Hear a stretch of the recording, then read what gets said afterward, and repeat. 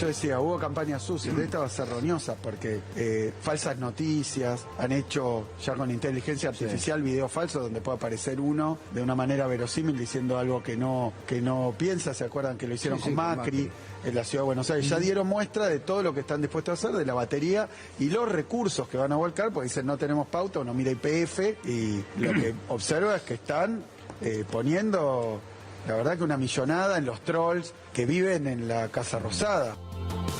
Ahí lo tienen al gobernador de la provincia de Buenos Aires, Axel Kicillof. Después de un cierre tardío, accidentado de listas, empezó, uno podría decir que bueno, que ahí empieza la campaña.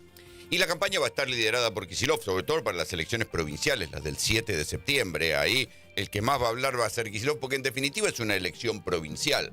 Y entonces, se discuten candidatos sección por sección. El que más va a hablar, el que más va a protagonizar la campaña es el gobernador de la provincia, Axel Kicillof. Pero hay un dato interesante de lo que él dice. Dice, bueno, seguramente va a haber campaña sucia, van a aparecer las fake news, los videos, intentando generar zancadillas. Seguramente va a haber algún grado de fake news o no respecto de los temas de inseguridad, porque ese va a ser el gran debate que va a querer instalar el gobierno contra la gestión de Kicillof en provincia de Buenos Aires. Pero también hay otro detalle del otro lado de la trinchera, donde la pelea entre Karina Milei y Santiago Caputo está generando el silencio, una especie de silencio de radio de los trolls. ¿Quiénes son los trolls? Ustedes no saben quiénes son los trolls. Bueno, es el ejército digital, los tipos que insultan, escrachan, putean, aplauden a Milei. Todos esos muchachos que se han ido convirtiendo en una especie de fauna habitual de la vida política argentina, que serían como lo que antes eran las barra bravas, ¿no? ¿Vieron cuando antes aparecía un dirigente político, aparecía el Tula con los bombos, con la hinchada personalizada, y de vez en cuando aparecía una barra brava contratada? Bueno, en la era de los celulares, las barras bravas ahora son digitales, y los barras bravas digitales son los trolls, son los tipos que justifican todo, que putean al que critica al gobierno, que se suman a la consigna de no odiamos lo suficiente a los periodistas, y ellos son los que se encargan de ir y atacar a los periodistas críticos de Javier Milei. Esos son los trolls. Esos trolls los maneja Santiago Caputo. Santiago Caputo, que no se sabe bien exactamente cuál es su cargo, pero una especie de asesor, que ahora ha entrado en desgracia con Karina Milei. Porque se sabe que entró en desgracia porque Karina Milei no le dio ningún lugar a esos muchachos que aparecen nucleados en las famosas Fuerzas del Cielo, una agrupación que en un momento dado quiso hacer una entrada en sociedad con una presentación estilo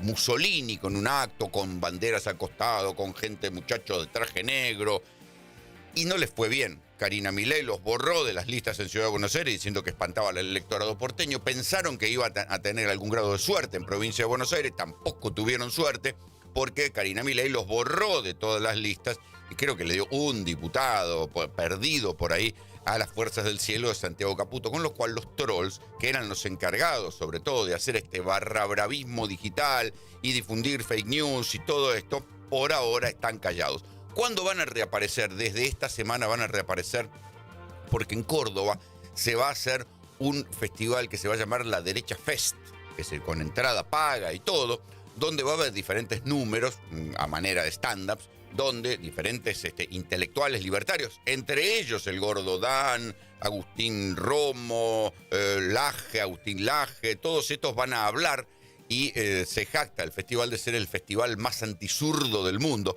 y donde va a ir Javier Milei. Así que se verá si ahí Milei recompone con esa ala que responde a Santiago Caputo, que son los trolls, que son los que se encargan de hacer el barrabravismo digital, y que en la campaña de provincia de Buenos Aires y en la campaña de las elecciones nacionales van a tener seguramente mucho laburo. Nosotros seguimos con los caminos rurales, seguimos trabajando con la cuenta DNI, seguimos trabajando con llegar a cada esquina de la provincia, a cada rincón de la provincia. Atacan el INTA, nosotros tenemos chacras experimentales en cada punto, y no es porque hemos diseñado un contraste, una pantalla partida, Milei cierra, rompe, destruye, motosierra, nosotros construcción, obra pública, incentivo a la producción, al trabajo. No es eso, es que son dos modelos distintos. Sí, son dos modelos distintos. ¿Alcanzará? Porque del lado de Milei ellos van a decir, sí, pero nosotros bajamos la inflación. Después viene el debate, ¿no? Bueno, ese 25% de enero del 2024 fue una inflación autoinfligida por una devaluación, pero después va a venir la otra disputa. El modelo del gasto público y del anabólico de la emisión monetaria, al cual recurrió Kicillof cuando era ministro. Acuérdense, porque en la gestión Kicillof, cuando era ministro de Cristina, hubo dos cosas. Primero, una gran devaluación, una incomodidad frente a las estadísticas. Recuerden que Kicillof es aquel que cuando era ministro de Economía dijo que no iba a dar estadística de pobreza porque era estigmatizante, y no hubo estadísticas de pobreza sobre eso. Es la crítica sobre la estadística de la inflación y sobre todo también el anabólico de la emisión, diciendo que eso no era inflacionario. Claro, a la luz de los hechos, la inflación con la que criticaban a Kicillof, cuando aparecía la famosa inflación de Congreso, acuérdense, aparecían Sturzenegger y Patricia Bullrich con un cartel diciendo que era indignante que hubiera un 1,4% de inflación real frente al, 0,9% que decía el INDEC. Ese 1,4% hoy pagaría Milei por tener un 1,4%, porque todo indica que lo que está pasando en la economía va a llevar a la inflación todavía más arriba. En fin, Milei se jacta de haber logrado una inflación como la que tenía Kicillof, pero también que es verdad que Kicillof en su momento, como gestión económica, con esta idea del anabólico de la emisión y la devaluación que hizo Kicillof en su momento, también generó un modelo inflacionario. ¿Qué les quiero decir? Que ni unos ni otros tienen la receta sobre qué hacer con la inflación en la Argentina, que a esta altura del partido es un fenómeno tan complicado que nadie le encuentra el agujero a la cerradura. Por eso, la discusión de los modelos no es que el gobierno la tiene sencilla. Mejor dicho, no es que la oposición la tiene sencilla. El gobierno de la provincia de Buenos Aires la tiene sencilla. Porque algunos van a decir, sí, está bien. El elogio de la obra pública, del Estado presente, está presente para todos. Porque la inflación sí que está presente para todos. El Estado, entendido como Estado con obra pública y con gestión, está presente para todos. Ese fue uno de los debates que generó que Milei sea presidente, porque el gobierno de Alberto Fernández y el de Kicillof se jactaban de que el Estado estaba presente, pero después cuando vos te das vuelta, el Estado no estaba presente para todos. Estaba presente para algunos, para otros no. Había algún grado de subsidio para el que más han reclamado y para el que más hacía quilombo y cortaba calles, para el otro no. Esto fue lo que generó el malestar que, entre otras cosas, abrió la puerta a que hoy no gobierne Milei. No hay candidatura testimonial. Testimonial significa, vos sos intendente, jugás en la lista, entrás en la lista. Todos los candidatos nuestros no son testimoniales. Todos los candidatos nuestros no son testimonial. Anda. Diego Santilli es quien habla. Es el diputado nacional del PRO que negoció las listas o la sumisión del PRO adentro de las listas de la Libertad de Avance. Y uno dice, che, ¿en serio? El intendente de Mar del Plata va a dejar una ciudad que tiene, ¿cuánto? 700.000, 800.000 habitantes, una de las mejores ciudades de la Argentina. Va a dejar de gestionar Guillermo Montenegro Mar del Plata para irse de senador a la ciudad de La Plata, a aburrirse como un senador más. ¿En serio? ¿En serio Diego Valenzuela, uno de los intendentes mejor ponderados del conurbano, que va como candidato en la primera sección electoral, no es testimonial? ¿Va a dejar de ser intendente de 3 de febrero para irse como senador a La Plata? ¿En serio? Del mismo modo uno puede preguntarse en la contraria, ¿no? En la boleta del Partido Justicialista. Magario va a dejar de ser vicegobernadora y dirigir el Senado para ser senadora común y estar sentada en la banca. Gabriela Topodis va a dejar de ser ministro de Obras Públicas de la provincia de Buenos Aires para ser senador, un senador más en la provincia de Buenos Aires. No nos engañemos. Esto va a terminar como las candidaturas de Adorni y de Silvia Los Penato, que ahora, como si fueran chicos, decían, no, si Adorni no asume, yo no asumo. Porque Adorni no va a asumir, está sonando como para ser el futuro jefe de gabinete de Javier Milei, porque a Guillermo Franco, bueno, lo van a ir llevando hasta diciembre y después le darán otro destino. Y en serio, ¿alguien cree que Adorni va a asumir en la legislatura de la Ciudad de Buenos Aires después de haber ganado con el 30% de los votos? Y Los Penato va a dejar una banca de diputados y va a ir a trabajar a la legislatura. Nadie se lo cree, son todas candidaturas testimoniales. Después, ahora en la campaña dicen, no, de ninguna manera son candidaturas testimoniales. Después, cuando haya pasado la elección, les haya ido bien o les haya ido mal, van a decir que los altos destinos de la patria los llaman a hacer otra cosa. Y hoy estamos en una posición no solo de liderazgo, sino de referencia, con esta idea de bajar impuestos, atraer inversión, cuidar a los vecinos. Fíjate que hasta Mercado Libre, que cierra en Córdoba, se viene a 3 de febrero y crea 400 empleos. Y este es el conurbano oeste, ¿no? No es el norte. Acá somos más parecidos a Merlo, Moreno, Morón, que a Vicente López y San Isidro. Es una sección bastante heterogénea, pero me parece que claramente se puede ganar, porque además acá se valora la cultura del trabajo, la libertad, la gente empuja, va para adelante, y las ideas del presidente Milei para mí prenden en esta zona.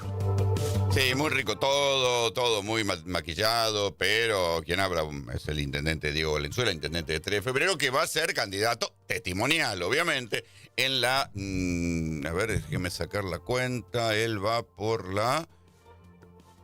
sería la primera sección, ¿no? Si no me equivoco, creo que él va por la primera sección electoral, que es la zona norte.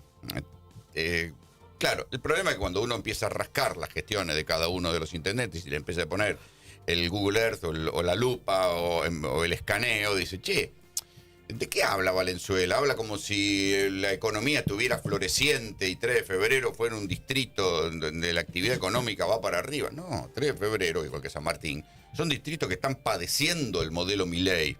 Dicho sea de paso, ayer se conoció el EMAE, ¿no? el índice que mide la actividad económica. Y si bien marca una mejora interanual, claro, acuérdense, en el 2024 fue el año de la devaluación y de la caída de la actividad económica, hubo un rebote interanual, pero lo que también empieza a marcar, piensen que el EMAE está hablando de la medición de mayo, que la actividad económica, si uno desestacionaliza, si uno mira el 2025, venía subiendo y volvió a caerse, que es lo que empieza a decir la gente que ve la actividad económica en la calle. Dice, sí, había habido un repunte, había habido, pero justamente se queda ahí en el había habido y ya no hay más. Empezó a caer la actividad económica. ¿Cuándo? Después de la corrida bancaria, donde aparece el Fondo Monetario Internacional y le pone esos 12.000 millones de dólares para salvar lo que estaba temblando. Entonces, ese parche de nueva deuda que toma el ministro de Economía Luis Caputo y el presidente Javier Milei para no tener una corrida, ellos hacen una especie de jiu-jitsu discursivo y dicen, salimos del cepo. Mentira, o en todo caso, verdad parcial. Salieron del cepo para particulares, no salieron del cepo para las empresas, y en cualquier caso lo que hicieron fue tomar nueva deuda. Ahora se ve que lo que son degenerados de la deuda. Así como dicen que, bueno, que los diputados, las ratas del Congreso son degenerados fiscales. Lo que se ve es que el gobierno son degenerados deudores, les encanta endeudarse y esa deuda termina convirtiéndolos en degenerados cambiarios porque dilapidan dólares para afuera. Tantos dólares dilapidan que un estudio de Cifra, que es la consultora económica de la CTA, de la Central de Trabajadores Argentinos, en base a cifras justamente del Banco Central, dice que el 44% del préstamo del FMI, el 44% de esos 12.000 dólares que iba a prestar el FMI, ya se fue, ya se convirtió en FAE. Préstenle atención a esta sigla, FAE, Formación de Activos Externos. ¿Qué quiere decir? Que en función de lo que la gente sabe de cómo funciona la Argentina, cuando vieron la posibilidad de comprar dólares, los que tenían algo de guita, más grandes, más chicos, siempre personas físicas, no estamos hablando de empresas, porque las empresas no pueden comprar dólares de manera tan alegre. Las personas físicas fueron y compraron dólares y ya compraron el 44% del préstamo del FMI. 44% del préstamo, ¿en cuánto? Esto fue abril, mayo, junio, estamos en julio. En 3 meses se gastaron el 44% del préstamo del FMI en formación de activos externos, vale decir en dólares, que no salieron del colchón, sino que por el contrario entraron al colchón. Acuérdense de toda la zaraza que hubo, que iban a lograr que los dólares, los argentinos, salieran del colchón y se invirtieran. No salió un dólar y en todo caso los que entraron, los que se convirtieron en FAE, vale decir, en formación de activos externos, es el 44% de la plata que prestó el FMI. ¿A dónde fueron esos dólares? Y algunos fueron a Cancún, otros fueron a Miami, otros fueron a Europa, otros fueron a la Caja de Seguridad. Lo que nosotros estamos planteando siempre es que no estamos en contra de las actualizaciones y modernizaciones que necesita el mundo laboral. Creemos que el camino para llevarlo adecuado son los convenios colectivos. la discusión es paritaria, es decir, cada esquema tiene una manera de modernizar y actualizar las relaciones laborales, y eso debe hacerse en el ámbito de las paritarias. Quien habla es Jorge Solá, es el vocero de la CGT, que dice, sí, está bien, porque ayer hubo reunión del Consejo de Mayo, donde el Consejo de Mayo dice, bueno, que hay que avanzar en una ley de reforma laboral. Y la CGT con una dosis de pragmatismo dice, sí, muy bien, discutimos la reforma laboral, discutimos lo que quieran, pero primero las paritarias, porque las paritarias hacen que solamente en este año el freno a las paritarias, que se supone que eran libres, o sea, hay libre mercado para todo lo demás, menos para la paritaria y menos para el dólar. Bueno, digo esto con la biblioteca del propio presidente Milei. Las paritarias han hecho que en lo que va del año los trabajadores asalariados pierdan en promedio un 5% de su salario. Estamos a mitad de año y perdieron un 5% de su salario. ¿Por qué? Porque a lo largo de todos estos meses, cada vez que iban a negociar algo, le decían, no, ¿sabe qué? No, pero nosotros pedimos un 3% de aumento. No, 1%.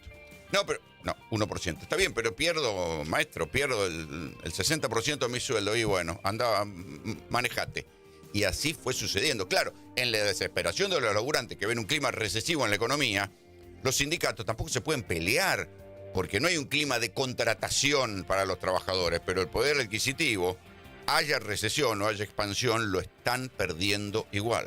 Difícilmente logren el veto y no se puedan sancionar. Yo creo que va a haber insistencia, pero a mí me parece que se puede lograr, y creo que también sería bueno que el gobierno lo tomara como un elemento de reflexión y de análisis.